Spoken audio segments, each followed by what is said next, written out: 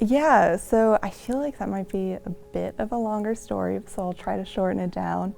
Ever since I can remember, I've always had just a heart for people who are in human trafficking and who suffered from different types of sexual abuse. Part of that is because of my own personal experiences in it. I have had experiences in that area ever since I was 6 or 7 years old. And that's really something that I've had to grow through and work through. A big part of that growth was just through my relationship with God. I started getting closer to God probably senior year in high school, and that's when I actually moved in with my father. He helped show me a new light to Christianity, because before I had just a really negative view of it. I had a stepdad at one point who claimed who was a pastor and who preached the gospel, and I had a lot of negative experiences with him that really hurt my relationship with God for a while.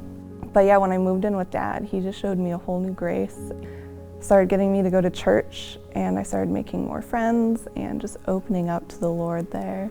Yeah, that was a big part to it. Another part of why I specifically decided to go outside of the country and help out in other areas was one of my best friends in high school was actually an exchange student from China. She had not heard of Christianity before.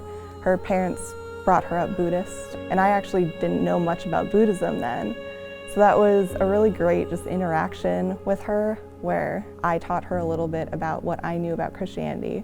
Even though at that point I still wasn't this devout believer or anything. I was still learning and taking baby steps. And she taught me a little bit about what Buddhism was. After a couple years, I think it was around my sophomore year in college, I was still in touch with her. She reached out to me and she said, "Hey, Ashley, I really want to try out this church thing.